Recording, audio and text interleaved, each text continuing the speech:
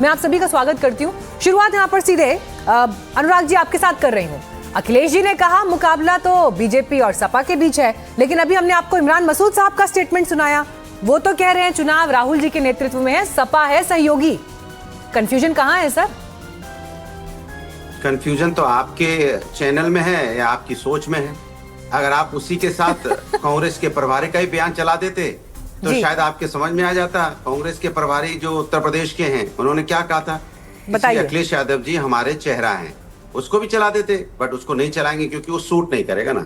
सवाल यह है कि उत्तर प्रदेश के अंदर में इंडिया गठबंधन पूरी मजबूती से एक साथ है और इंडिया गठबंधन मजबूती से लड़ रहा है। सवाल इंडिया गठबंधन का नहीं है, सवाल जनता का है। 10 साल में भारतीय जनता पार्टी को जनता का हिसाब देना है कि आपने जो वादे किए थे उत्तर प्रदेश के अंदर में वो क्या हुआ। आज छात्र परेशान क्यों है, युवा परेशान क्यों है, महिलाएं परेशान क्यों हैं, और चढ़ावा चोरी प्रभु राम के यहाँ कैसे हो गया, इस पे जवाब देना पड़ेगा ना। जब प्रभु राम का घर सुरक्षित नहीं होगा तो हमारे आपका घर कैसे सुरक्षित होगा?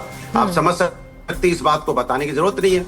और भारतीय जनता पार्टी को यही बताना पड़ेगा कि भाई 10 साल हो गए, 10 साल में आपने एक्सप्रेस वे बनाए, तो एक्सप्रेस वे बनाने के बाद ही उसमें गड्ढे हो जाते हैं, फिर दोबारा बनाना पड़ता है। तो दोबारा जो एक्सप्रेस वे बनाना पड़ता है, इसमें गड्ढे हो जाते हैं, उसके पैसे कहाँ से आप वसूल करेंगे, ये भी बताइए। ठीक है अनुराग जी, डिबेट तो अभी लंबी चलेगी, डिबेट अभी लंबी चलेगी, ये सारे मुद्दे भी आगे आएंगे। लेकिन मुझे लगता है शायद आपने ध्यान से सुना नहीं, राजेंद्र पाल गौतम साहब ने क्या कहा, उनकी भी बात नहीं सुनी आपने।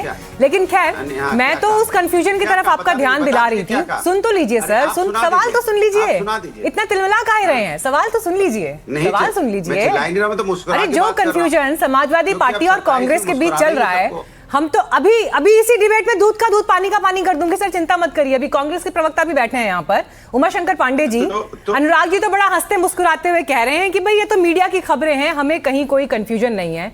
मुझे ये बताइए, अखिलेश जी जब साफ स्पष्ट ये कह देते हैं कि मुकाबला तो बीजेपी के और सपा के बीच में है, तो कांग्रेस कहाँ खड़ी है सर? कांग्रेस तो कहीं है ही नहीं सीन में। फिर मंजूर है आपको अखिलेश जी का ये बयान? मीनाक्षी जी देखिए, बयानों को जब आप शब्दशः पकड़कर उससे अपने हिसाब से नैरेटिव गढ़ना चाहेंगी तो आप अर्थ नहीं निकाल रही होती, आप अनर्थ करना चाहती हैं। भारतीय जनता पार्टी के नैरेटिव को आगे बढ़ाना चाहती हैं। अनुराग जी ने कहा, हमारे प्रभारी राजेंद्र पाल गौतम जी ने स्पष्ट कहा था, शब्दशः कहा था कि उत्तर प्रदेश में अखिलेश यादव जी इंडिया गठबंधन का चेहरा है। इसमें न कांग्रेस पार्टी को कोई कंफ्यूजन है, न समाजवादी पार्टी को कंफ्यूजन है। 403 सीटों पर कांग्रेस पार्टी पूरी ताकत से अपना संगठन सृजन कर रही है, संगठन निर्माण कर रही है और चुनाव लड़ने की तैयारी कर रही है। समाजवादी पार्टी भी यही काम कर रही है और ऐसा इसलिए हो रहा है कि हम समाजवादी पार्टी। सर मुझे ये बताइए, अगर मुकाबला यूपी में एसपी और बीजेपी के बीच है, उमाशंकर पांडे जी मुझे ये बताइए, देखिए सर आदर्शवादी बातें अच्छी लगती हैं सुनने में, लेकिन जमीनी हकीकत पर भी बात कर लेते हैं। अगर मुख्य मुकाबला बीजेपी और सपा के बीच में है, पिछले चुनाव में, लोकसभा चुनाव में 37 सीटें लेकर समाजवादी पार्टी आई, कांग्रेस 6 सीटों पर सिमट गई। अगर मुख्य मुकाबला अखिलेश जी के कहे मुताबिक समाजवादी पार्टी और बीजेपी के बीच में है, मुझे यह बताइए देश की सबसे पुरानी पार्टी की स्वतंत्र पहचान उत्तर प्रदेश में क्या है आज की तारीख में? मुझे ये बताइए आप। ये मीनाक्षी जी आप चिंता मत करें, हम लोगों को बाकायदे एक दूसरे की चिंता है। हम 6 सीटें जीते, 17 पे लड़े थे, बाकी पर समाजवादी पार्टी लड़ी थी। कुछ हम हारे, कुछ वो हारे, लेकिन भाजपा को हराने का काम हमने पूरी ताकत से किया। और फिर उत्तर प्रदेश में भाजपा बेचैन है, परेशान है, उसका ब्लड प्रेशर बढ़ा हुआ है। ठीक है, चलिए बीजेपी से जवाब ले लेते हैं। एसएन सिंह जी, हम दोनों मिलकर लड़ेंगे तो भाजपा का तो पार्टी फेल होने वाला है 27 में। एसएन सिंह साहब, अब तो आपने सुन लिया होगा अनुराग जी क्या कह रहे हैं, उमाशंकर पांडे जी क्या कह रहे हैं। हमारी चिंता मत करिए, भाजपा अपनी चिंता करे, और हम जब साथ में मैदान में उतरेंगे तो परेशानी तो बीजेपी के लिए है। नहीं, हम चिंता क्यों करें? हमारे लिए तो अखिलेश यादव जी खुद बताएं कि आप भारतीय जनता पार्टी से सीखना चाहिए। कांग्रेस के भी बहुत सारे लोग कहते हैं भारतीय जनता पार्टी से सीखना चाहिए। वो 24/7 वो चुनाव के लिए तैयार रहती है, कार्यकर्ता गढ़ती है, कार्यक्रम चलाती है। तो मुझे लगता है कि नेता, नीति, नियति और कार्यकर्ता और कार्यक्रम जो 4 स्तंभ होते हैं उनको मजबूत करके भारतीय जनता पार्टी चुनाव में जाती है। हाँ, लेकिन ये लोग जो कह रहे थे ना, वो पहले भी देख लीजिए, लोकसभा के चुनाव में कहीं पे थे कहीं पे नहीं थे, विधानसभा के चुनाव में पश्चिम बंगाल में कहेंगे कि हम नहीं रहेंगे, दिल्ली में कहेंगे हम नहीं रहेंगे, पंजाब में कहेंगे हम नहीं रहेंगे। तो जहां जहां पे भी जो क्षेत्रीय पार्टी मजबूत होती है, वो समाजवादी पार्टी अगर यहाँ पे मजबूत होगी। नहीं तो आपके लिए बड़ी चुनौती क्या है? अखिलेश यादव है या फिर समाजवादी पार्टी और कांग्रेस के बीच का वोटों का ट्रांसफर है?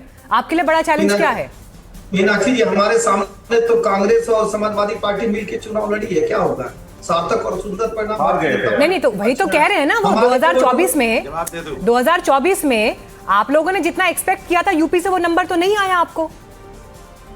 आप देखिए 2024 में भी केंद्र में भारतीय जनता पार्टी की सरकार बनी है। इतने लंबे समय तक अगर सरकार बनती है तो इस तो विश्वास, विकास और प्रयास के नाते ही बनती है। नहीं तो कई लोग तो उत्तर प्रदेश में ही 37 साल ऐसा होता रहा जिसकी सरकार थी, वो 5 साल पूरा करने के बाद सर के बल गिर जाती थी, पैर ऊपर हो जाता। ठीक है समीर जी, मैं समीर जी को चर्चा में लाऊंगी। समीर चौगांवकर जी, उत्तर प्रदेश की राजनीति को जब हम देख रहे हैं, क्योंकि उत्तर प्रदेश से राजनीति के जो मैसेज निकल रहे हैं वो देश की राजनीति को भी इस वक्त प्रभावित कर रहे हैं। चाहे राम मंदिर चढ़ावा चोरी का मुद्दा हो, शंकराचार्य जी का मुद्दा हो, उसके बाद कई और इश्यूज वहां से निकल कर आए, लेकिन अखिलेश यादव, उनकी राजनीति में एक अलग अंदाज इस वक्त दिखाई दे रहा है। उनके सेट किए हुए नैरेटिव पर, मैं बार बार अक्सर डिबेट में ये पॉइंट कोट करती हूँ कि उनके सेट किए हुए नैरेटिव पर बीजेपी को भी उतरना पड़ रहा है। लेकिन आज उनका ये कह देना कि मुख्य मुकाबला सपा और भाजपा के बीच में है, ये कितनी बड़ी टेंशन कांग्रेस के लिए होना चाहिए, मुझे ये बताइए।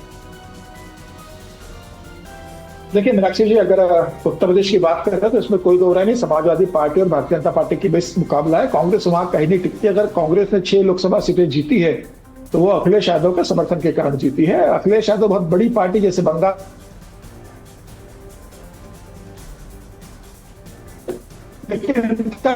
गठबंधन किस तरीके से चल रहा है, अभी कुछ दिन पहले इमरान मसूद का समाजवादी पार्टी के विधायक के साथ जिस तरीके से का विवाद सार्वजनिक रूप से हुआ था, ये बता रहा है कि इनके बीच में अंडरस्टैंडिंग किस तरीके से।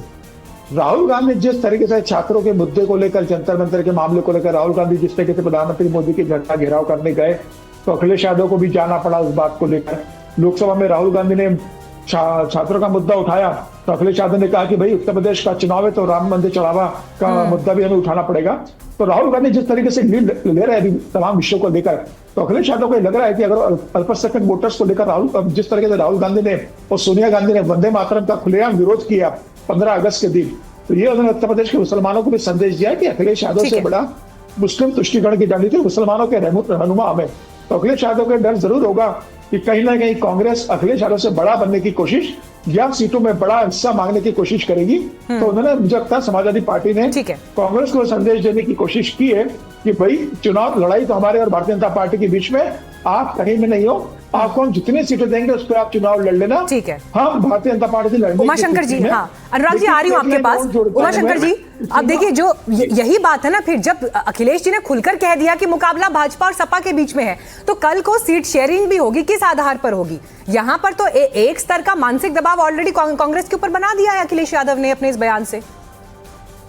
फ्रंट फुट पर कर रहे हैं अखिलेश यादव बैटिंग इस वक्त। मीनाक्षी जी, देखिए मैंने आपसे कहा किसी चीज का शब्दशः सारांश और निष्कर्ष नहीं निकाला जाए। अब वो अखिलेश यादव जी ने किस परिप्रेक्ष्य में कहा है वो संदर्भ आपने देखा होगा। रही बात ये कि कांग्रेस पार्टी, मैंने कहा हम 403 सीटों पर पूरी ताकत से लड़े और सपा भी वही कर रही है। सीट शेयरिंग का फार्मूला होता है, वो फार्मूला हमारे शीर्ष नेतृत्व तो बैठेंगे। राजेंद्र पाल गौतम जी ने स्पष्ट किया है कि 15 सितंबर के बाद हम इस पर चर्चा शुरू करेंगे और तब एक फार्मूला तय होगा कौन कितनी सीटों पर लड़ेगा। ये गठबंधन के शीर्ष नेतृत्व बैठ के आपस में तय करेंगे। राहुल गांधी जी और अखिलेश यादव जी के बीच जो आपसी केमिस्ट्री है, जो आपसी समझ है, वो भारतीय जनता पार्टी की बेचैनी बढ़ा रही है। क्योंकि कितनी भी कोशिश भारतीय जनता पार्टी नैरेटिव गढ़ने की कर रही है, लेकिन समाजवादी पार्टी और कांग्रेस पार्टी, चलिए आप दोनों ही लोग, अनुराग भदौरिया भी और उमाशंकर पांडे जी भी, आप दोनों मिलकर कह रहे हैं कि हमारे गठबंधन की आप चिंता ना करें, हम अपनी स्ट्रैटेजी तैयार कर लेंगे।